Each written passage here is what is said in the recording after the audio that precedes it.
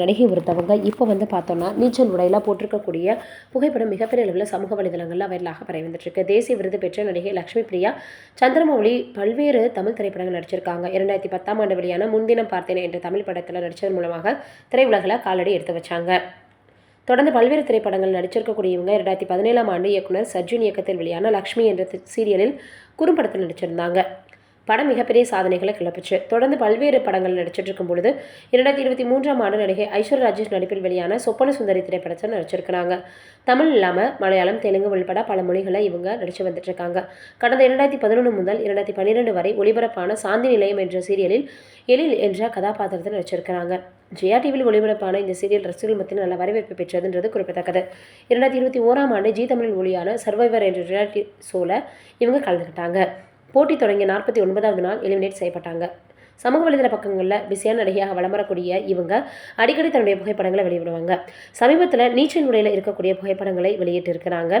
இந்த புகைப்படங்கள் ரசிகர்களுடைய கவனத்தை ஈர்த்திருக்கு. என்னடா இது இப்படி இருக்காங்களே அவங்க அப்படின்னு இப்போ ரசிகர்கள் சொல்லி வந்துட்டு இருக்காங்க. இது ஒரு புறம் இருக்க 90ஸ்களினுடைய ஃபேவரைட் கதாநாயகியாக கொண்டாடப்பட்ட தேவயானி அவர்கள் இப்போ புது அவதாரம் எடுக்கிறாங்களா? அதற்கான புது ஒரு பிள்ளையார் சொல்லியை போட்டிருக்கிறானா இளையராஜா அவர்கள். என்னென்னு வீடியோவில் பார்த்து தெரிஞ்சுக்கலாம். 90s காலகட்டத்தில் தன்னுடைய ஹோம்லியான நடிப்பின் மூலமாக ரசிகனுடைய மனதில் இருக்கிறாங்க தேவயானி. கை நிறைய படங்களை வச்சுக்கிட்டு பிஸியாக நடித்த போதே காதல் திருமணம் செஞ்சு ஆச்சரியப்படுத்தினவங்க. அந்த திருமணம் அவருடைய கெரியருக்கு சிறு சறுக்களை கொடுத்துச்சுன்னு தான் சொல்லணும். காதல் முக்கியம் அப்படின்னு அவங்க போராடியது பலரையுமே வியக்க வச்சது. இப்போதும் கூட சிறந்த நட்சத்திர தம்பதிகளில் இந்த ஜோடி ஒருவராக இருக்கிறாங்க. தற்போது ஜெயம் ரவியினுடைய ஜீனி படத்தில் இவங்களும் ஒரு முக்கிய கதாபாத்திரத்தை நடிச்சு வந்துட்டுருக்காங்க. அதோட சின்ன திரையிலும் கோலங்கள் உள்பட பல சீரியல்கள் நடிச்சிருக்கிறாங்க. இப்படி மவுசு குறையாமல் இருக்கக்கூடிய இவங்க தற்போது புது அவதாரம் ஒன்று எடுத்திருக்கிறாங்க. ஏற்கனவே தயாரிப்பாளராக இருக்கக்கூடிய இவங்க தற்போது இயக்குநராக மாறியிருக்காங்க. அவங்க தற்போது ஒரு குறும்படத்தை இயக்கியிருக்காங்க. அதற்கு இளையராஜா இசையமைச்சு ஆச்சரியத்தை ஏற்படுத்தியிருக்கிறது. ஏன்னா இது போன்ற குறும்படத்திற்கு இளையராஜாவை இசையமைக்க கேட்பதற்கு பலரும் தயங்குவாங்க. ஆனால் தேவயானி அதையெல்லாம் ஓரம் கட்டி தைரியமாக அவரிடம் இது குறித்து கேட்டிருக்கிறாங்க.